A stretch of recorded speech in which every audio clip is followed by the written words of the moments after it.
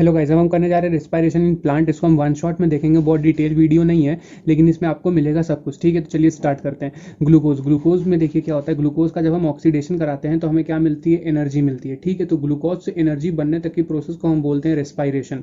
क्या बोलते हैं, रेस्पिरेशन बोलते हैं। एनर्जी हमें किस फॉर्म में मिलती है, एटीपी के फॉर्म में मिलती है। ठीक है, फिर उसके बाद से देखिए cellular respiration. Cellular respiration the mechanism of breakdown of food, जो ब्रेकडाउन मैकेनिज्म होता है फूड का, ठीक है, material within the cell to release energy. और उससे हम क्या रिलीज करवाते हैं, उस फूड से हम एनर्जी को लेते हैं, and the trapping of energy for the synthesis of ATP. और हम उससे क्या करते हैं, एटीपी का सिंथेसिस करते हैं। ठीक है, अच्छा देखिए रेस्पिरेटरी सबस्ट्रेट, जो हमारे रेस्पिरेटरी सबस्ट्रेट होते हैं हमारे कौन कौन से, ग्लूकोज, ऑर्गेनिक एसिड जितने भी होते हैं, प्रोटीन वगैरह और फैट्स, ये सब हमारे क्या है, रेस्पिरेटरी सबस्ट्रेट्स हैं। ठीक है, अब देखिए we don't get energy from non respiratory substrate. अब हम नॉन रेस्पिरेटरी सबस्ट्रेट से एनर्जी नहीं ले सकते हैं। ठीक है, केवल रेस्पिरेटरी सबस्ट्रेट। रेस्पिरेटरी सबस्ट्रेट का मतलब जो एनर्जी बनने के लिए मतलब रिस्पॉन्सिबल है, जिनसे हम एनर्जी को बना सकते हैं। ठीक है, तो देखिए नॉन रेस्पिरेटरी सबस्ट्रेट है हमारे, वाइटामिन हो गए, हार्मोन्स हो गए, मिनरल्स हो गए और वाटर हो गया। ठीक है, अच्छा देखिए अगर जो हमारे नॉन रेस्पिरेटरी सबस्ट्रेट होते हैं वो हेल्प करते हैं, ठीक है, एनर्जी बनाने के लिए। ठीक है, और अगर नॉन रेस्पिरेटरी सबस्ट्रेट को अगर हम लोग हटा देंगे, हार्मोन वगैरह को हटा देंगे तो बहुत दिक्कत हो जाएगा। ठीक है, मिनरल्स वगैरह को हटा देंगे तो फिर तब भी मतलब ये एनर्जी बनने की प्रोसेस में हेल्प करते हैं ये लोग एक तरीके से। ठीक है, तो देखिए respiratory substrate responsible for the formation of energy, ये रिस्पॉन्सिबल है for the formation of energy. ठीक है, अब देखिए ग्लूकोज से हम क्या करते हैं, पायरुविक एसिड को बनाते हैं। ठीक है, तो देखिए इनकम्प्लीट ऑक्सीडेशन, ग्लाइकोलिसिस, यहाँ पे क्या होती है, ग्लाइकोलिसिस होती है। ग्लाइकोलिसिस प्रोसेस हम क्या करते हैं, पायरुविक एसिड को हम लोग बनाते हैं। और जो हमारा ग्लाइकोलिसिस होता है वो कैसा है, इनकम्प्लीट ऑक्सीडेशन है। ठीक है, और ग्लाइकोलिसिस को हम कहते हैं एम्बडेमेयर हॉफ पाथवे। क्या कहते हैं, एम्बडेमेयर हॉफ पाथवे, या फिर ईएमपी बोला जाता है उसको। ठीक है, फिर देखिए जो हमारा ईएमपी होता है, ग्लाइकोलिसिस होता है, यानी कि एम्बडेमेयर हॉफ पाथवे होता है, ये हमारा यूकैरियोटिक सेल में भी होता है और as well as prokaryotic cell में भी देखने को मिलता है। ठीक है, तो देखिए हमारा ग्लूकोज है, ग्लूकोज से क्या बनेगा, पायरुविक एसिड, और फिर इस पायरुविक एसिड से क्या करते हैं हम लोग, एसिटिल कोएंजाइम ए बनाते हैं। एसिटिल कोएंजाइम देखिए, तो एसिटिल कोएंजाइम ए बनाने के लिए हमें क्या चाहिए, सल्फर की जरूरत पड़ेगी। और देखिए पायरुविक एसिड से जब एसिटिल कोएंजाइम बनाते हैं तो वो हम लिंक रिएक्शन के थ्रू बनाते हैं। ठीक है, तो ये लिंक रिएक्शन जो होती है, link reaction between cytoplasm and mitochondria. ठीक है, तो ये कहाँ कहाँ पे होती है, साइटोप्लाज्म और माइटोकॉन्ड्रिया में।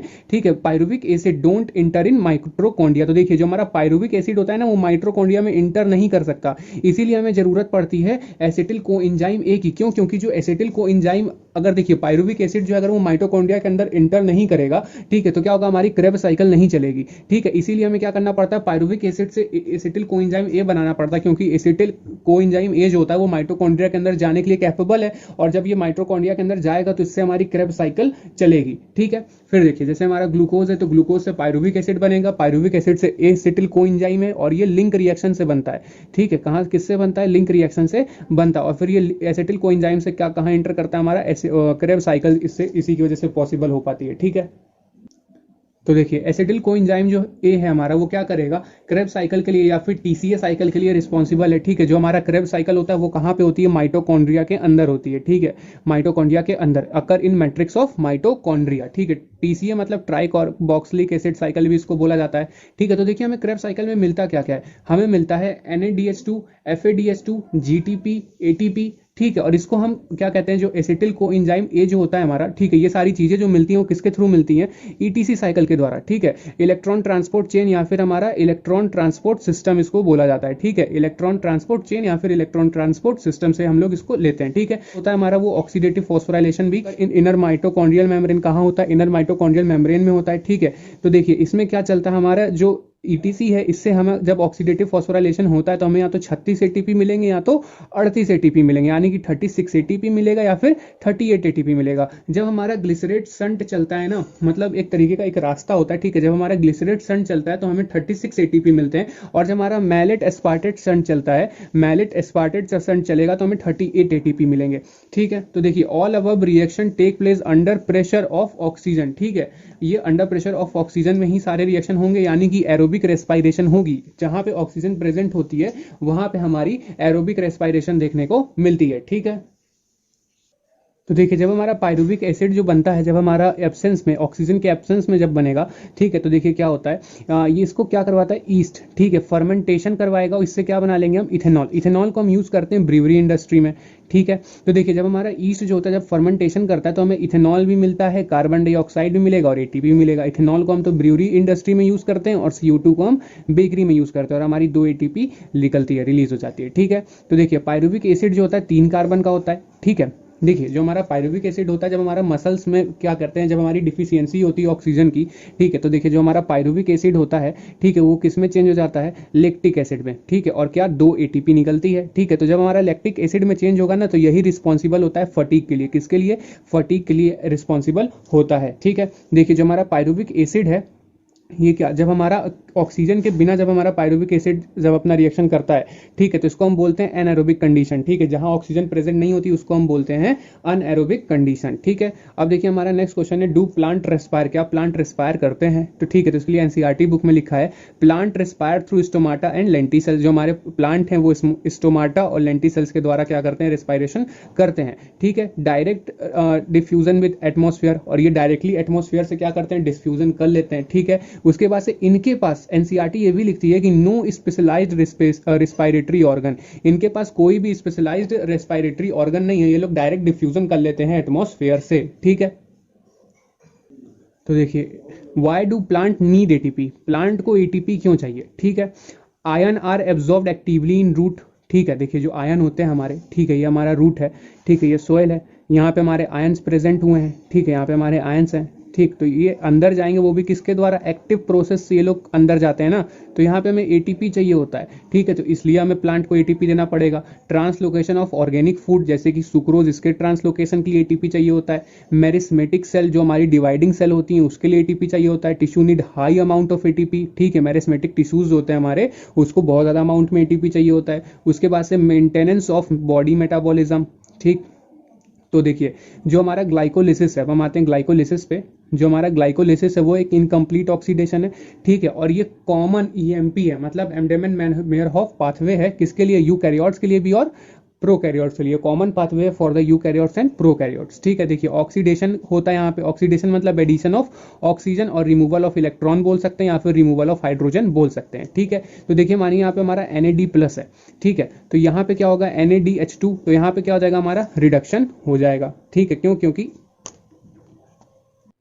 देखिए जब हम NAD+ से NADH2 बनाते हैं तो हम रिडक्शन करते हैं, और जब एल्डिहाइड से एसिड बनाते हैं तो हम ऑक्सीडेशन करते हैं। जैसे मानिए CHO है, यहाँ पे हम क्या करते हैं, ऑक्सीजन एक और जोड़ दें तो ये क्या बन जाएगा, COOH बन जाएगा, ठीक है। तो देखिए हम यहाँ पे हमारी ग्लाइकोलिसिस साइकिल है, ठीक है, इसको मैं अब करने जा रहे हैं, इसको अब हम स्टार्ट करते हैं, ठीक है।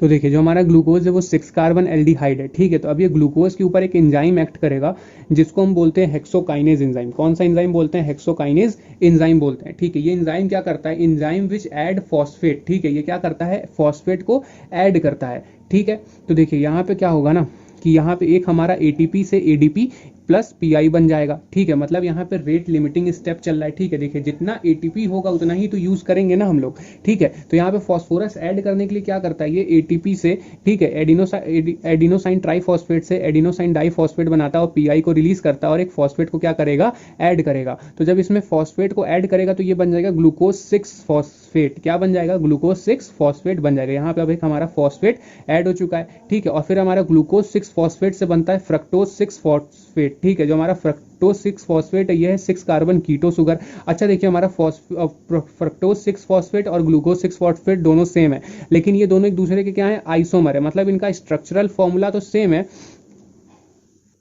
आइसोमर है, मतलब ये क्या है, ये दिखने में तो देखिए इन क्या है, जो इनके में जो नंबर है, जितना भी ग्रुप है, जितना भी कार्बन है वो सब सेम है, ठीक है, लेकिन स्ट्रक्चर डिफरेंट डिफरेंट है, ठीक है। क्या है, स्ट्रक्चर डिफरेंट डिफरेंट है। देखिए जो यहाँ पे क्या होगा, फ्रक्टोज के बनने का तरीका अलग और ग्लूकोज के रिप्रेजेंट करने का तरीका अलग, ठीक है। फिर उसके बाद से देखिए फ्रक्टोज 6 फॉस्फेट से जब हमारा फ्रक्टोज 1,6 बाईफॉस्फेट बनेगा, और ये कैसे बनेगा, देखिए अब यहाँ पे हमारा क्या हुआ, यहाँ पे फिर से हमारा एक फॉस्फेट ऐड हुआ, जब यहाँ पे हमारा एक फॉस्फेट फिर से ऐड होगा तो यहाँ पे कौन का काम एंजाइम कौन सा काम करेगा, फॉस्फोफ्रक्टोकाइनेस। अब यहाँ पे हमारा एंजाइम काम करेगा फॉस्फोफ्रक्टोकाइनेस, ठीक है। तो यहाँ पे हमारा फिर से क्या बनेगा, एटीपी से एडीपी प्लस पीआई बन जाएगा, ठीक है। एटीपी से एडीपी प्लस पीआई बनेगा और यही पीआई क्या आता है यहाँ पे ऐड हो जाएगा, तो बन जाएगा फ्रक्टोज 1,6 बाई फॉस्फेट, ठीक है। और ये जो है 6 कार्बन 2 फॉस्फेट है, ठीक है। जो फ्रक्टोज 1,6 बाई फॉस्फेट है, देखिए यहाँ पे 2 फॉस्फेट है हमारे पास और फ्रक्टोज है वो 6 कार्बन का होता है, ठीक है। तो यानी कि हम इसको 3 कार्बन एक फॉस्फेट में डिवाइड कर सकते हैं, 3 कार्बन एक फॉस्फेट में डिवाइड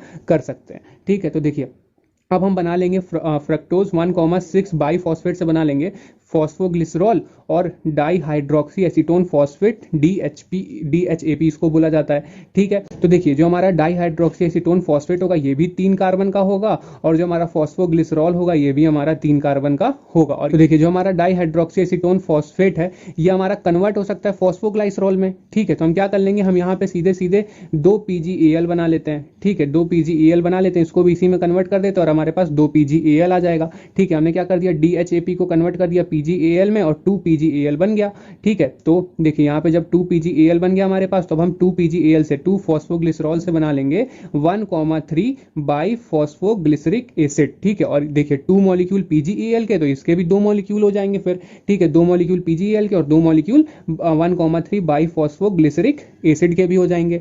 देखिए तो हमारा यहाँ पे क्या हो रहा है, अब यहाँ पे हमारा रिडक्शन हो रहा है, क्या हो रहा है, रिडक्शन हो रहा है। तो रिडक्शन जब होता है तो NAD प्लस से NADH2 बनता है, ठीक है। देखिए यहाँ पे 2 मॉलिक्यूल NAD के भी हैं, क्यों, क्योंकि 2 PgL के लिए एक PgL के लिए एक NAD की जरूरत पड़ेगी और 2 PgAl के लिए 2 molecule of NAD plus convert हो जाएंगे 2 मॉलिक्यूल ऑफ NADH2 में, ठीक है। देखिए अब हमारे पास है 2 molecule of 1,3 by phosphoglyceric acid, ठीक है। तो अब देखिए जो 1 और 3 है ये हमारे क्या है, 2 फॉस्फेट है, मतलब एक 1 नंबर पे हमारा फॉस्फेट प्रेजेंट है और एक 3 नंबर पे हमारा क्या प्रेजेंट है, फॉस्फेट प्रेजेंट है। तो हम क्या करेंगे 1,3 बाई फॉस्फोग्लिसरिक एसिड से बना लेंगे 3 फॉस्फोग्लिसरिक एसिड। अब यहाँ पे हमने क्या कर दिया, एक ATP, एक फॉस्फेट को हमने रिलीज कर दिया, क्या कर दिया, एक ATP को हमने निकाल दिया। मतलब हमने अब यहाँ पे क्या किया, ADP प्लस PI से हमने बना लिया ATP। और देखिए 2 मॉलिक्यूल हमने क्या लिया है 1,3 बाई फॉस्फोग्लिसरिक एसिड, और तो हमने 2 मॉलिक्यूल ऑफ क्या बनाया, 3 फॉस्फोग्लिसरिक एसिड। इसका मतलब 2 फॉस्फेट क्या, 2 मॉलिक्यूल ऑफ फॉस्फेट भी हमारे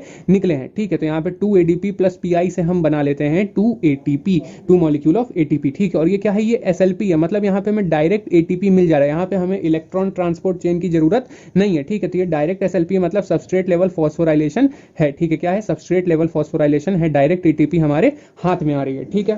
तो देखिए 2 मॉलिक्यूल ऑफ 3 फॉस्फोग्लिसरेट, ठीक है। अब ये क्या हो जाएगा, 2 मॉलिक्यूल ऑफ 3 फॉस्फोग्लिसरेट चेंज हो जाएगा 2 फॉस्फोग्लिसरेट में, ठीक है। 2 मॉलिक्यूल ऑफ 2 फॉस्फोग्लिसरेट में चेंज हो जाएगा। मतलब अब यहाँ आते आते क्या हुआ कि फॉस्फेट की क्या होगी, पोजीशन बदल गई। यहाँ पे 3rd नंबर पे फॉस्फेट था और यहाँ पे 2nd पोजीशन पे आ गया, ठीक है। पोजीशन और चेंज ऑफ फॉस्फेट, ठीक है। जो हमारी पोजीशन थी वो क्या हो गई, चेंज हो गई फॉस्फेट की, ठीक है। तो यहाँ पे देखिए फिर, और ये क्या होते हैं, ये दोनों रिवर्सिबल रिएक्शन है। आप चाहें तो क्या कर सकते हैं, आप ये जैसे कार्बन है तो यहाँ पे फॉस्फेट है, इस फॉस्फेट को यहाँ नहीं लगा सकते, तो ये रिवर्सिबल रिएक्शन है, ठीक है। तो देखिए यहाँ पे 2 फॉस्फोग्लिसरेट से क्या किया हमने, अब यहाँ पे बना लिया फॉस्फोइनॉल पाइरुवेट बना लिया, क्या बना लिया, फॉस्फोइनॉल पाइरुवेट बना लिया, किससे, 2 फॉस्फोग्लिसरेट से 2 मॉलिक्यूल ऑफ फॉस्फोइनॉल पाइरुवेट बना लिया, ठीक है। तो यहाँ पे देखिए जब हमने फॉस्फोइनॉल पाइरुवेट बनाया तो यहाँ पे मिला वाटर, वो भी 2 मॉलिक्यूल, ठीक है। जब हमने 2 मॉलिक्यूल ऑफ फॉस्फोइनॉल पाइरुवेट से क्या बना लिया, इस बार पाइरुविक एसिड बना लिया। और जब हम पाइरुविक एसिड बनाएंगे तो हमारे फॉस्फोइनॉल पाइरुवेट से क्या रिलीज होगा, एक फॉस्फेट ग्रुप रिलीज होगा। जब हमारा एक फॉस्फेट ग्रुप रिलीज होगा मतलब क्या मिलेगा, 2 ADP प्लस PI, इसमें ADP में क्या जुड़ जाएगा, PI जुड़ेगा और हमें क्या मिल जाएगा, ATP मिलेगा। तो यहाँ पे 2 मॉलिक्यूल थे फॉस्फोइनॉल पाइरुवेट के, तो हमें क्या 2 मॉलिक्यूल ऑफ ATP भी मिलेंगे, ठीक है। एक फॉस्फोइनॉल पाइरुवेट के लिए एक ATP और दूसरे फॉस्फोइनॉल पाइरुवेट के लिए दूसरा ATP, ठीक है। तो देखिए यहाँ पे भी हमें डायरेक्ट ATP मिली है, तो ये भी हमारा क्या है, SLP है, ठीक है। सबस्ट्रेट लेवल फॉस्फोराइलेशन है, डायरेक्ट ATP हमें मिल रही है, ठीक है। तो देखिए हमने ATP इस पूरी ग्लाइकोलिसिस में कितने स्पेंड किए, 2 बार हमारा फॉस्फेट ग्रुप क्या, 2 बार हमारा फॉस्फेट टूटा है, 2 बार हमने ATP से ADP प्लस PI बनाई है, ठीक है। और SLP हमें कितने लगे हाथ में, 4 SLP हाथ में लगे, क्यों, क्योंकि एक बार क्या हुआ था कि एक बार एक बार हमने 1,3 बाई फॉस्फोग्लिसरिक एसिड से जब हमने क्या बनाया था 3 फॉस्फोग्लिसरिक एसिड बनाया था, तो वहां पे भी हमें क्या मिला था 2 मॉलिक्यूल ऑफ एटीपी मिला था। और जब हम यहाँ पे 2 फॉस्फोइनोल पाइरुवेट से पाइरुविक एसिड बना रहे हैं, तो यहाँ पे भी हमें क्या मिल रहा है 2 मॉलिक्यूल ऑफ एटीपी मिल रहे हैं। ठीक है, और हमने क्या किया था, तो यहाँ पे हमें 4 टोटल एटीपी मिले, 2 वहां पे एटीपी मिले थे और 2 यहाँ पे एटीपी मिल रहे हैं, तो टोटल कितने हो गए 4 हो गए। तो यहाँ पे 4 एसएलपी टोटल हमें मिले। तो देखिए इक्विवेलेंट एटीपी गेन कितना हो जाएगा 4 एटीपी। ठीक है, उसके बाद से 2 NADPH2। ठीक है, और एक NADPH2 जो होता है, एक NADPH2, ठीक है, ये देता है 3 एटीपी। कितना देता है 3 एटीपी देता है। तो यहाँ पे 2 है तो 2 इंटू 3 कर देंगे तो कितना एटीपी मिलेगा 6 एटीपी मिलेगा। ठीक है, तो यहाँ पे हमें टोटल कितना मिल जाएगा 4 + 6 = 10 एटीपी टोटल मिला। ठीक है, और टोटल गेन ऑफ NADPH2 कितना था 2 था। कब मिला था हमें NADPH2 हमें मिला था जब हमने 2PgAl से बनाया था 1,3 बाई फॉस्फोग्लिसरिक एसिड बनाया था। ठीक है, तो वहां पे हमें क्या मिला था, वहां पे हमारी रिडक्शन हुई थी और हमें NADPH2 मिला था। ठीक है, तो क्या हो जाएगा हमारे दो NADPH2 मिले थे और 2 मॉलिक्यूल ऑफ NADPH2 मिले थे। किससे, जब हमने दो मॉलिक्यूल ऑफ PgAl से बनाया था 2 molecule of 1,3 by phosphoglyceric acid. ठीक है, और हमने टोटल एटीपी स्पेंड कितने किए, 2 बार हमने फॉस्फेट क्या किया था, 2 बार हमने फॉस्फेट जोड़ा था, तो हमने 2 एटीपी क्या किए हमने स्पेंड किए थे। तो मतलब हमने 2 स्पेंड किए और हमें टोटल मिले कितने 8, तो हमें टोटल मिले 10, सॉरी। ठीक है, 10 में से 2 माइनस कर देंगे। ठीक है, टोटल गेन में से जितना हमने खर्च किया माइनस कर दिया, तो हमें टोटल एटीपी ग्लाइकोलिसिस से कितने मिलते हैं 8 एटीपी हमें टोटल मिलते हैं। ठीक है, तो नेट गेन हमारा अगर आएगा ग्लाइकोलिसिस से तो वो 8 एटीपी का आएगा। ठीक है, तो देखिए अब हम आते हैं लिंक रिएक्शन पे। हमने ग्लाइकोलिसिस कर ली। ठीक है, तो जो हमारा लिंक रिएक्शन है ये जरूरी होता है। हमने ग्लाइकोलिसिस से पाइरुविक एसिड बनाया और अब हम पाइरुविक एसिड से एसिटिल कोएंजाइम ए बनाएंगे। क्यों, क्योंकि पाइरुविक एसिड जो है वो डायरेक्टली इंटर नहीं कर सकता है माइटोकॉन्ड्रिया के अंदर, इसीलिए हम पाइरुविक एसिड से क्या बनाएंगे एसिटिल कोएंजाइम ए बनाएंगे, क्योंकि एसिटिल कोएंजाइम इंटर कर सकता है माइटोकॉन्ड्रिया के अंदर। ठीक है, तो हमारे पास total 2 molecule of pyruvic acid हैं। ठीक है, कितने हैं 2 मॉलिक्यूल ऑफ पाइरुविक एसिड हैं। ठीक है, तो ये 2 molecule of pyruvic acid present in cytoplasm, और ये कहां प्रेजेंट है साइटोप्लाज्म में प्रेजेंट है। ठीक है, तो देखिए यहां पे क्या होगा, जो हमारे 2 मॉलिक्यूल ऑफ पाइरुविक एसिड हैं, ठीक है, ये चेंज हो जाएंगे 2 मॉलिक्यूल ऑफ एसिटिल कोएंजाइम ए में। ठीक है, और कैसे चेंज होंगे, यहां पे हमारा एंजाइम वर्क करता है पाइरुवेट डिहाइड्रोजिनेज। कौन सा एंजाइम वर्क करेगा, पाइरुवेट डिहाइड्रोजिनेज एंजाइम हमारा वर्क करेगा। और जब हमारे यहाँ पे पाइरुवेट डिहाइड्रोजिनेज एंजाइम यहाँ पे वर्क करता है, तो हम यहाँ पे लगाते हैं 2NAD+ और कोएंजाइम ए लगाते हैं। ठीक है, और हमें निकलता है, और यहाँ से क्या क्या निकालते हैं हम, यहाँ से हम निकालेंगे, जब हम 2NAD+ निकालेंगे तो हम यहाँ से रिलीज करेंगे कितना 2 मॉलिक्यूल ऑफ NADH2 रिलीज करते हैं और CO2 गैस को हम क्या करते हैं रिलीज करते हैं। ठीक है, तो हमें क्या मिल जाता है finally 2 molecule of acetyl coenzyme A मिल जाएगा 2 मॉलिक्यूल ऑफ पाइरुविक एसिड से। ठीक है, और कौन सा एंजाइम यूज करते हैं, पाइरुवेट डिहाइड्रोजिनेज एंजाइम यूज करते हैं, जिसमें हम 2NAD+ से 2 NADH2 बना लेते हैं, और वो जो हमारा 2 मॉलिक्यूल ऑफ NADH2 है ये चला जाता है कहाँ पे ETS में चला जाता है, इलेक्ट्रॉन ट्रांसपोर्ट सिस्टम में चला जाता है। और देखिए क्या होता है हमारा एक NADH2, ठीक है, एक NADH2 हमारा देता है 3 एटीपी। ठीक है, तो यहाँ पे 2 निकले, तो यहाँ पे 6 एटीपी कहाँ मिलेंगे हमें ETS में मिलेंगे। ग्लाइकोलिसिस में हमें कितने मिले,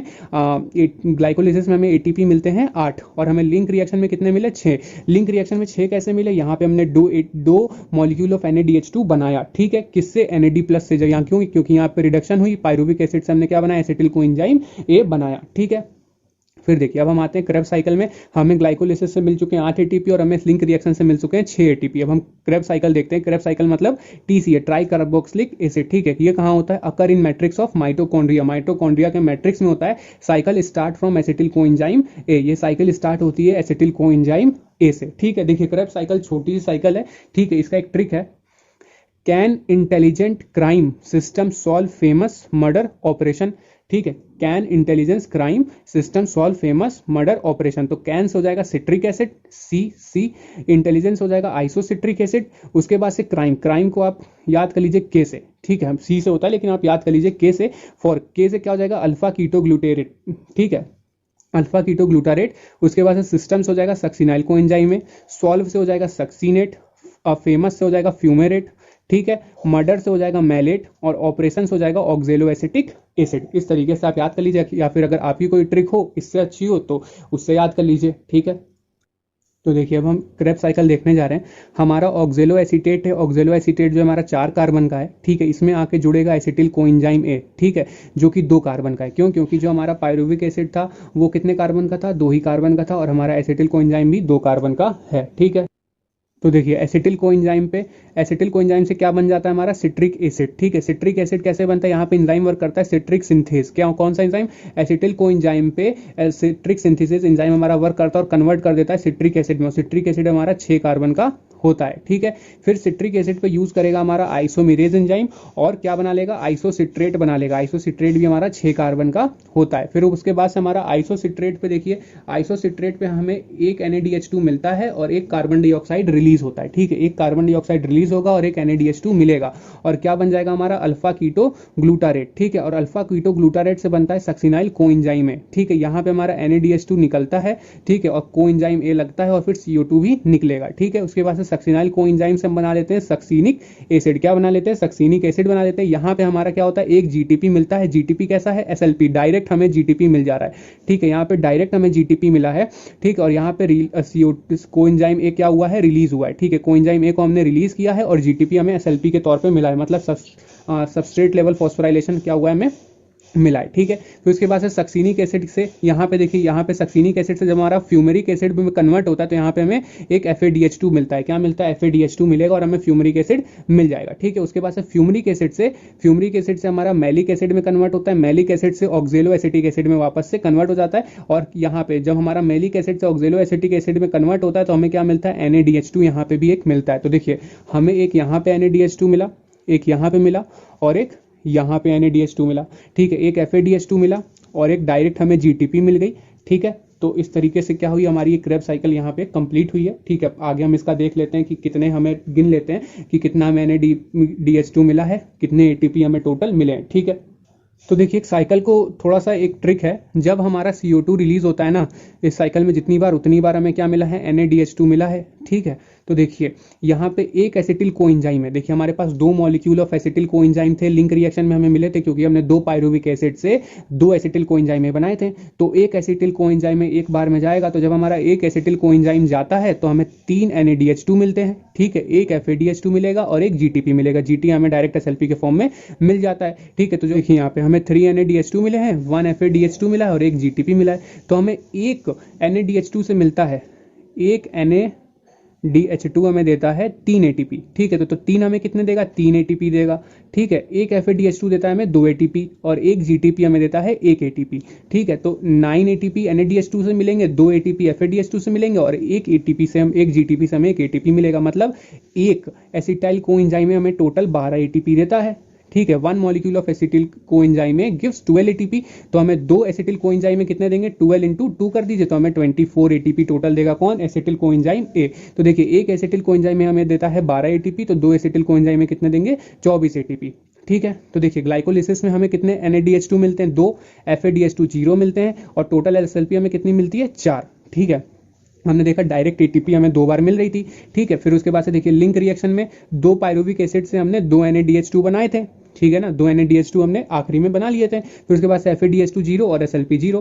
क्रेब साइकिल में हमें 3 NaDH2 मिलते हैं और FADH2 1 मिलता है और SLP हमें 1 मिलती है। SLP में हमें GTP के फॉर्म में SLP मिलता है। ठीक है, तो देखिए एक NaDH2 equals to 3 ATP, 1 FADH2 equals to 2 ATP। ठीक है, तो यहाँ पे देखिए हमारा क्या हो जाएगा, यहाँ पे ग्लाइकोलिसिस में हमारा क्या होगा, 2 इंटू 3 कर दीजिए तो इक्वल टू 6।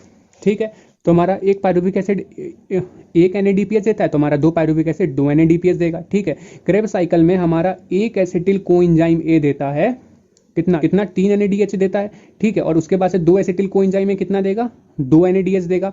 मतलब 6 इंटू कितना कर देंगे हम, 3। तो यहाँ पे कितना हो जाएगा, 18 ATP मिलेगा हमें।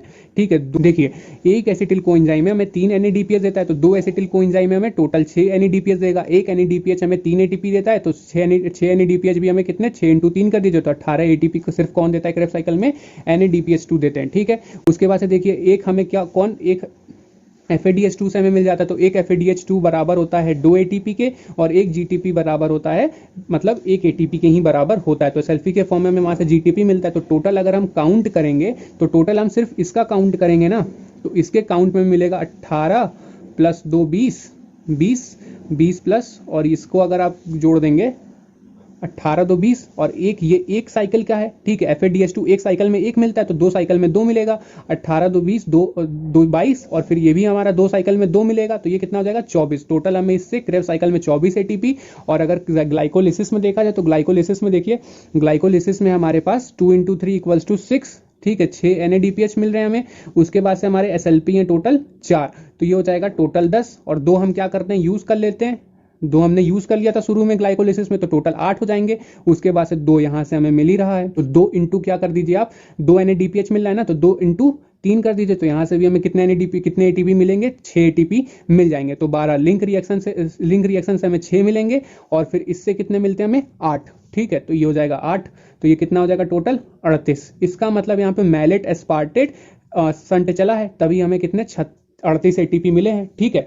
तो देखिए ग्लाइकोलिसिस से हमें कितने मिले 8, लिंक रिएक्शन से 6, क्रेब साइकिल से हमें मिले 24, टोटल कितना हो गया 38, ठीक है। तो मैलेट एस्पार्टेट संट चला है, इसलिए हमें कितने टोटल ATP मिले हैं, 38 ATP मिले हैं, ठीक है। तो देखिए जैसे हमारा ग्लूकोज, जब हमारा एनारोबिक रेस्पिरेशन चलता है तो यहाँ पे हमारा PGL बनेगा, PGL से थी फॉस्फोग्लिसरिक एसिड, फिर उससे फॉस्फोइनोल पाइरुवेट, फिर पाइरुविक एसिड, ठीक है। तो यहाँ पे पाइरुविक एसिड जब हमारा एनारोबिक कंडीशन चलता है, ठीक है, तो पाइरुविक एसिड होगा, तो यहाँ पे NAD+ से NADH+ और H-, ठीक है, जो क्या करना बना लेगा लैक्टिक एसिड और फिर इथेनॉल प्लस CO2। इसको हम किस में यूज करते हैं, बेकरी में, इसको हम ब्रूअरी में यूज करते हैं, ठीक है। यहाँ पे टोटल नेट गेन होता है हमारा 2 ATP का, ठीक है। एनारोबिक कंडीशन में हमें 2 ही ATP का नेट गेन होता है, ठीक है। फिर देखिए आते हैं हम ETS पे, इलेक्ट्रॉन ट्रांसपोर्ट सिस्टम पे, ठीक है। ये हमारा थोड़ा सा इंपॉर्टेंट है। इलेक्ट्रॉन ट्रांसपोर्ट सिस्टम में हमारे पास 5 कॉम्प्लेक्सेस होते हैं, are present on inner membrane, 5 complexes present होते हैं, ठीक है। फिर हमारा देखिए इसमें ऑक्सीडेटिव फॉस्फोराइलेशन, या इसके लिए ऑक्सीजन बहुत ज्यादा जरूरी है, ठीक है। देखिए एंड प्रोडक्ट जो हमें मिलता है ATP एंड वाटर, ठीक है। उसके बाद से देखिए कॉम्प्लेक्स वन को हम बोलते हैं NADH डिहाइड्रोजिनेस, इसमें क्या होता है हमारा FMN FES में, ठीक है। उसके बाद से कॉम्प्लेक्स 3 आता है, देखिए जो हमारा कॉम्प्लेक्स 3 है, ठीक है, जो पुरानी वाली NCERT है ना, उसमें हमारा कॉम्प्लेक्स 1, कॉम्प्लेक्स 2, कॉम्प्लेक्स 3 है, लेकिन जो नई वाली NCERT उसमें कॉम्प्लेक्स 1 है, बीच में कॉम्प्लेक्स 3 है और फिर कॉम्प्लेक्स 2 है, ठीक है। तो कॉम्प्लेक्स 1 हमारा NADH डिहाइड्रोजिनेस, कॉम्प्लेक्स 3 हमारा साइटोक्रोम BC1, साइटोक्रोम B, फिर उसके बाद से FES और फिर साइटोक्रोम C1, ठीक है। उसके बाद से हम कॉम्प्लेक्स 2 में आते हैं, कॉम्प्लेक्स 2 हमारा सक्सिनेट डिहाइड्रोजिनेस, ठीक है, यहाँ पे FAD और FES। फिर उसके बाद से कॉम्प्लेक्स 4 है हमारा साइटोक्रोम C ऑक्सीडेज, फिर है हमारा कॉपर, ठीक है। कॉपर में हमारा कॉपर A, उसके बाद से कॉपर A3 और कॉपर, ठीक है। उसके बाद से ATP सिंथेज है हमारा कॉम्प्लेक्स 5, ठीक है। फिर अब देखते हैं इलेक्ट्रॉन ट्रांसपोर्ट सिस्टम। तो जो हमारा ETS, इसको एक बार पूरा देख लेते हैं थोड़ा सा छोटे तौर पे। तो देखिए ETS में हमारा क्या है, NADH प्लस H+ और FADH2, इसका क्या हो जाएगा, ये दोनों ऑक्सीडेज हो जाएंगे, ठीक है। फिर उसके बाद से यहाँ पे जो H है उससे हमें एक इलेक्ट्रॉन और एक H+ मिलेगा, ठीक है। जो इलेक्ट्रॉन है, ठीक है, इलेक्ट्रॉन का कैरियर मॉलिक्यूल कौन होता है, FES और FMN होते हैं, ठीक है। It can be further transported as electron and proton, ठीक है। देखिए हमारा NADH है, यहाँ पे डिहाइड्रोजिनेस वर्क करेगा और ऑक्सीडाइज NADH कर देगा, ठीक है। उसके बाद से फिर send electron to the carrier ubiquinone, ठीक है। उसके बाद से जो हमारा सक्सीडेंट डिहाइड्रोजिनेस है, यहाँ पे रिलीज करेगा FADH2 को और फ्यूमरेट प्लस इलेक्ट्रॉन ये बना देगा, ठीक है। तो जो हमारा इलेक्ट्रॉन है ना, इसको कैरी करता है ubiquinone, कौन कैरी करता है, ubiquinone कैरी करता है और इसको रिड्यूस कर देगा, ठीक है। क्या हो जाएगा, जब इलेक्ट्रॉन को ये ले लेगा ना, तो ये रिड्यूस हो जाएगा, क्या हो जाएगा, रिड्यूस हो जाएगा, और जैसे ही रिड्यूस हो जाएगा तो ये UbH2 में कन्वर्ट हो जाएगा, ठीक है। UbH2 मतलब यूबिक्विनॉल में कन्वर्ट हो जाता है। जब हमारा ये यूबिक्विनॉल में कन्वर्ट हो जाएगा तो फिर से ये क्या होगा, Ub+ इलेक्ट्रॉन में टूटेगा, ठीक है। ये टूटेगा और फिर इसको ये इलेक्ट्रॉन को फर्दर सेंड कर देगा किसके पास, साइटोक्रोम B और साइटोक्रोम C के पास। और साइटोक्रोम B और साइटोक्रोम C हमारे क्या है, कॉम्प्लेक्स 3 है, ठीक है। तो ये कॉम्प्लेक्स 3 से फिर चले जाते हैं साइटोक्रोम C के पास, ठीक है। साइटोक्रोम B C से साइटोक्रोम C के पास। और ये क्या है, मोबाइल कैरियर्स है। मोबाइल कैरियर्स मतलब ये एक जगह से खुद लेकर के दूसरी जगह जाते हैं, ठीक है। जैसे मानिए पोस्टमैन वाले भैया होते हैं, तो पोस्टमैन वाले भैया क्या करते हैं, एक जगह से वो एक जगह से चिट्ठी उठाएंगे और दूसरे घर तक लेके जाएंगे, तो वो हमारे मोबाइल कैरियर है। और एक होता है नॉन मोबाइल कैरियर, तो आपने फोन से मैसेज किया और दूसरे फोन में चला गया, तो यहाँ पे किसी को जाने की जरूरत नहीं थी। जो हमारा साइटोक्रोम C होता है ना, ये प्रेजेंट होता है outer surface of the inner number of mitochondria, ठीक है। तो ये साइटोक्रोम जो C होता है, ये ट्रांसफर कर देता है इलेक्ट्रॉन को किसके पास, साइटोक्रोम C ऑक्सीडेज के पास, ठीक है। और साइटोक्रोम C ऑक्सीडेज हमारा क्या है, कॉम्प्लेक्स 4 है, ठीक है। ये क्या करता है, contain cytochrome A, cytochrome A3, उसके बाद से 2 कॉपर सेंटर इसके पास होते हैं, तो कॉपर सेंटर कॉपर ए और कॉपर 2। फिर उसके बाद से जो कॉम्प्लेक्स 4 होता है यहाँ पे H2O पानी बनता है, ठीक है। फिर उसके बाद से आते हैं कॉम्प्लेक्स 5 पे, the place proton travel from one side of the membrane to the other side, ठीक है। देखिए जैसे हमारे यहाँ पे माइटोकॉन्ड्रियल मेम्ब्रेन होती है, तो प्रोटॉन क्या करेंगे, इधर से ट्रेवल करके इधर जाते हैं और यहाँ पे क्या बन जाती है हमारे पास, फाइनली एटीपी बन जाती है। One side of the H plus amount accumulate, बहुत ज्यादा एक्यूमुलेट हो जाते हैं, ठीक है। And to maintain the equilibrium, और इक्विलिब्रियम को मेंटेन करने के लिए इनको ट्रांसफर कर दिया जाता है एक साइड मेम्ब्रेन से दूसरे साइड मेम्ब्रेन के, ठीक है। इधर साइड प्रोटॉन की मात्रा ज्यादा हो जाएगी तो इधर साइड मेंटेन करने के लिए इक्विलिब्रियम को इधर साइड ट्रांसफर कर देते हैं, ठीक है।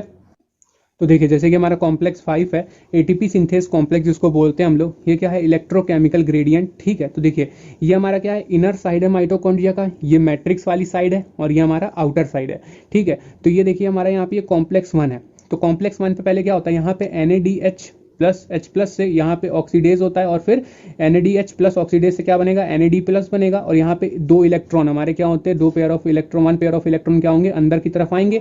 फिर इसको कैरी कौन करेगा, FMN कैरी करेगा, और फिर ये किसको भेज देगा, FES को। FES इसको कैरी करके कहाँ ले जाता है, यहाँ पे, ठीक है। और यहाँ पे इसको कौन पकड़ता है, यूबी क्यूनॉन पकड़ता है। यूबी क्यूनॉन जो होता है हमारा, ठीक है, आप इसको यूबी भी बोल सकते हैं और यूक्यू भी बोल सकते हैं। जो हमारा यूबी क्यूनॉन जो होता है, इसको पकड़ते ही क्या हो जाता है, रिड्यूस हो जाता है। क्या हो जाता है, रिड्यूस हो जाता है, और रिड्यूस होने के बाद क्या करता है, यूबी क्यूनॉल बना लेता है। यूबी क्यूनॉल क्या करेगा, फिर इसको इलेक्ट्रॉन सेंड कर देगा कहाँ पे, कॉम्प्लेक्स 3 में। कहाँ पे सेंड कर देता है, कॉम्प्लेक्स 3 में, ठीक है। अच्छा देखिए कॉम्प्लेक्स 3 में आने से पहले कॉम्प्लेक्स 2 को देखते हैं। तो कॉम्प्लेक्स 3 जो ये बीच में आता है, पहले कॉम्प्लेक्स 1 फिर कॉम्प्लेक्स 3 और इसके नीचे होता है कॉम्प्लेक्स 2, ठीक है। तो जो हमारा कॉम्प्लेक्स 2 होता है, यहाँ पे क्या होगा, हमारा जो सक्सीनेट होता है, सक्सीनेट यहाँ पे FADH2 हमारा रिड्यूस होगा और बन जाएगा फ्यूमेरेट। तो FADH2 के रिड्यूस होने से यहाँ पे FAD, ठीक है, FAD के पास इलेक्ट्रॉन जाएगा FAD से फिर उसके बाद से FES में चला जाता है। FES क्या करेगा, इसको यूबी क्यूनॉन, यहाँ पे भी होता है यूबी क्यूनॉन को भेज दिया और यहाँ पे फिर से रिड्यूस हो जाएगा और यूबी क्यूनॉल बन जाएगा। यूबी क्यूनॉल के बाद यूबी क्यूनॉल क्या करेगा, ये भी इलेक्ट्रॉन रिलीज कर देता है कहाँ पे, कॉम्प्लेक्स 2 में, ठीक है। मानिए जैसे कॉम्प्लेक्स 3 है, ठीक है, वो हमारा क्या है, समझ लीजिए वो पोस्ट बैंक है, ठीक है। और ये यहाँ से पोस्ट क्या कहा, एक यहाँ से चिट्ठी डालने वाले आए और एक ऊपर से चिट्ठी डालने वाले आए। इन्होंने अपना चिट्ठी डाल दिया, यहाँ ये क्या करेगा, ये पोस्ट बैंक है, यहाँ से फिर पोस्टमैन को क्या कर देगा, भेज देगा, और पोस्टमैन वाले भैया को ये क्या कर देगा, चिट्ठी दे देगा, इलेक्ट्रॉन हमारा चिट्ठी, और ये क्या कर देंगे, फिर अलग जगह ट्रांसफर कर देते हैं इसको, ठीक है। तो जैसे मानिए अब यहाँ पे कॉम्प्लेक्स 3 में आया, कॉम्प्लेक्स 3 में हमारा साइटोक्रोम बी बैठा हुआ है। साइटोक्रोम बी क्या करेगा, ये दोनों जगह से इलेक्ट्रॉन लेगा और ये इसको FES में भेज देगा। FES किसको भेज देगा, साइटोक्रोम C1 को भेज देता है, और साइटोक्रोम C क्या करता है, फिर ये फाइनली पोस्टमैन को दे देता है। पोस्टमैन कौन है हमारे यहाँ पे, साइटोक्रोम C है। तो साइटोक्रोम C क्या करेंगे, ये चिट्ठी को पकड़ेंगे, मतलब इलेक्ट्रॉन को पकड़ेंगे और लेके कहाँ आ जाते हैं, कॉम्प्लेक्स 4 के पास, ठीक है। तो ये यहाँ पे लेके आ गए, ये साइटोक्रोम C किसको दे दिए यहाँ पे कॉम्प्लेक्स 4 में आके, कॉपर A को, ठीक है। कॉपर सेंटर 1 को, कॉपर सेंटर 1 से साइटोक्रोम A से फिर साइटोक्रोम A3 में, और फिर कॉपर सेंटर 2 के पास आ गया। जब हमारा कॉपर सेंटर 2 के पास आ जाता है, तो देखिए यहाँ पे कॉपर सेंटर 2 के पास आया, कॉपर सेंटर 2 के पास जो हमारा इलेक्ट्रॉन था वो क्या होगा, यहाँ पे आएगा, और फिर यहाँ पे जो हमारा हाफ ऑक्सीजन है और 2H प्लस है, इससे हमारा क्या बन जाएगा, वाटर बन जाएगा, ठीक है। इतना सब कुछ होने पे इधर साइड जो हमारा है ना, प्रोटॉन का अमाउंट बहुत ज्यादा बढ़ जाता है। क्या होता है, देखिए पहले यहाँ पे 4H प्लस, फिर उसके बाद से 4H प्लस यहाँ पे निकलता है, रिड्यूस हो जाएगा, तो ये हमारा कॉम्प्लेक्स 4 है। तो यहाँ पे हमारा 2 इलेक्ट्रॉन इधर निकला, वाटर बन गया, फिर इधर साइड हमारा H प्लस का अमाउंट बहुत ज्यादा बढ़ जाता है। क्या होता है, बहुत ज्यादा बढ़ जाता है, तो फिर ये यहाँ पे भेज देते हैं। देखिए ये यहाँ पे हमारा नीचे आ गया, ठीक है। ये हमारा F0 और F1 पार्टिकल है, ठीक है, F0 F1 पार्टिकल। तो ये क्या करेगा, इस इस H प्लस को क्या करेगा, इधर साइड हमारा ग्रेडियंट बहुत ज्यादा बढ़ जाता है, प्रोटॉन ग्रेडियंट काफी ज्यादा बढ़ जाएगा, तो F0 F1 पार्टिकल चैनल की तरफ करेगा और इसको क्या कर देगा, इधर साइड दूसरे साइड भेज देता है फॉर मेंटेनिंग द इक्विलिब्रियम। जब इधर साइड प्रोटॉन आने लगते हैं तो इधर क्या बनता है, ADP से ADP प्लस PI से हमारा ATP बन जाता है। क्या बन जाता है, ADP प्लस PI से ATP हमारा बन जाता है। देखिए 6H प्लस 3 ATP,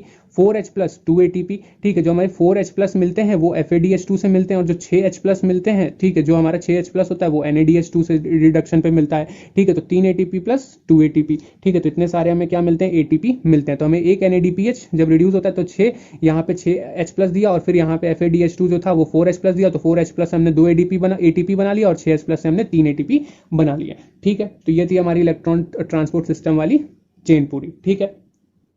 तो देखिए जैसे कि ये इंटरमेम्ब्रेनर स्पेस है, ठीक है, ये इंटर माइटोकॉर्डियल स्पेस और ये मैट्रिक्स है पूरा, ठीक है। इधर साइड हमारा H प्लस का अमाउंट ज्यादा है, तो यहाँ पे देखिए क्या होगा, यहाँ पे एक NADH2 होगा, ठीक है, NaDH2 3 इंटू 2H+, ठीक है, तो टोटल 6 हो जाएगा, क्योंकि हमें पता है एक NaDH2 6H+ को रिलीज करेगा, ठीक है, तो 3 इंटू 2H+, और ये फिर क्या F1 F0 पार्टिकल्स इधर जाएंगे और फिर हमारा ADP प्लस PI से क्या मिल जाता है, हमें ATP मिल जाता है। तो हमें ATP कितने मॉलिक्यूल, ATP इंटू 3, तो 3 ATP हमें मिलेगा, ठीक है, एक NaDH2 हमें 3 ATP दे के जाता है, ठीक है। फिर उसके बाद से देखिए एम्फीबॉलिक पाथवे पे आते हैं। तो हमारा एम्फीबॉलिक पाथवे में क्या, हमारा फैट है, कार्बोहाइड्रेट और प्रोटीन है। तो देखिए जो हमने कार्बोहाइड्रेट वाला देखा था, यहाँ पे क्या होता है, सिंपल शुगर में जैसे एग्जांपल ग्लूकोज था, तो ग्लूकोज क्या हुआ, ग्लूकोज 6 फॉस्फेट में टूटा, फिर उसके बाद से फ्रक्टोज 1,6 फॉस्फेट में चेंज हुआ, फिर PgAl मिला, PgAl से हमें पायरुविक एसिड से हमें एसिटिल कोएंजाइम A मिलता है, और एसिटिल कोएंजाइम किस में चला जाता है, क्रेब्स साइकिल में। हमें टोटल ATP हमें कितने मिल जाते हैं, ग्लाइकोलिसिस, लिंक रिएक्शन और क्रेब्स साइकिल को जोड़ के 38 ATP हमें मिल जाते हैं, ठीक है, मैलेट संट से। फिर उसके बाद जैसे हमारा फैट है, तो फैट हमारा क्या, फैटी एसिड और फिर ग्लिसरॉल, तो ग्लिसरॉल तो ऐसे ही आ जाएगा, लेकिन मानिए जो फैटी एसिड है ये क्या कर जाता है, डायरेक्ट इंटर कर जाता है क्रेब साइकिल में। उसके बाद से प्रोटीन वाला जो अमीनो एसिड्स है, अमीनो एसिड भी हमारा डायरेक्ट इंटर कर जाता है क्रेब साइकिल में, ठीक है। यहाँ पे जो हमारा प्रोटीन है, प्रोटीन से अमीनो एसिड बनेगा, ये अमीनो एसिड कहाँ चला जाता है, ये अमीनो एसिड बनाएगा पहले पायरुविक एसिड, और फिर इस पायरुविक एसिड, ये पायरुविक एसिड से क्या चलेगा, लिंक रिएक्शन चलेगी, ठीक है। तो जब इस पायरुविक एसिड से लिंक रिएक्शन चलती है तो यहाँ मिलता है हमें 1 NaDPH, ठीक है, क्या मिलता है, 1 NaDPH मिलता है हमें, और फिर 1 NaDPH2 मिलता है, और फिर ये जो लिंक रिएक्शन है, लिंक रिएक्शन से फिर हमें क्या बन जाता है, एसिड, ये जो क्या कहते हैं एसिटिल कोएंजाइम A बनेगा, लिंक रिएक्शन के बाद से क्या बन जाएगा, एसिटिल कोएंजाइम A बनेगा, और ये एसिटिल कोएंजाइम A इंटर कर जाता है कहाँ पे, क्रेब साइकिल में। तो जब ये एसिटिल कोएंजाइम A इंटर करता है क्रेब साइकिल में, टोटल देता है 15 ATP। कितने ATP देता है, 15 ATP देता है। और ये जो लिंक रिएक्शन है, हमें लिंक रिएक्शन से ये क्या, एक NaDPH मिला, तो 1 NaDPH इक्वल्स टू 3 ATP देता है, ठीक है, इक्वल्स टू 3 ATP। तो टोटल सॉरी ये 12 देगा, 12 ATP देगा, ठीक है। एसिटिल कोएंजाइम में जब प्रोटीन से अमीनो एसिड से ये क्या कहते हैं, पायरुविक एसिड चला गया लिंक रिएक्शन में, लिंक रिएक्शन से फिर NaDPH2 एसिटिल कोएंजाइम में बना, एसिटिल कोएंजाइम से हमें क्या मिलता है, 12 ATP मिलते हैं, और फिर यहाँ से लिंक रिएक्शन से 3 ATP मिलते हैं, क्यों, क्योंकि 1 NaDPH देता है 3 ATP, तो 12 प्लस 3 कर देंगे तो हमें टोटल 15 ATP मिलता है इस प्रोटीन से, और 12 ATP मिलते हैं हमें इस फैटी एसिड से, ठीक है। तो प्रोटीन हमें ज्यादा ATP देता है in comparison to fatty acid, ठीक है ना। तो देखिए अब हम आते हैं रेस्पिरेटरी कोएफिशिएंट पे। तो रेस्पिरेटरी कोएफिशिएंट को हम शो करते हैं RQ से। तो इसका मतलब क्या, volume of CO2 evolved upon volume of O2 consume, कितना हमने CO2 इवॉल्व किया है, अपॉन वॉल्यूम ऑफ O2 कितना हमें O2 कंज्यूम किया है। तो देखिए कार्बोहाइड्रेट की जो क्या कहते हैं रेस्पिरेटरी कोएफिशिएंट होती है, वो होती है 1, क्या होती है, 1 होती है।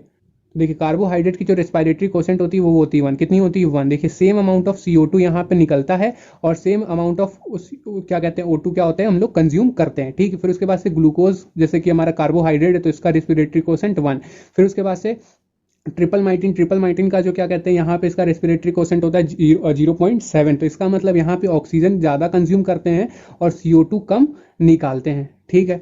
तो देखिए रेस्पिरेटरी कोएफिशिएंट जब हमारा कम होता है तो इसका मतलब CO2 रिलीज हम लोग कम कर रहे हैं और ऑक्सीजन को कंज्यूम ज्यादा कर रहे हैं। प्रोटीन में देखिए 0.9 होता है, ठीक है, लगभग मतलब ठीक है इसका, और फिर फैट का फिर से 0.7, ठीक है। तो मतलब ये लेक्चर आज यहीं तक था। अगर आपको लेक्चर पसंद आया हो तो प्लीज को लाइक से सब्सक्राइब जरूर करें। Thank you.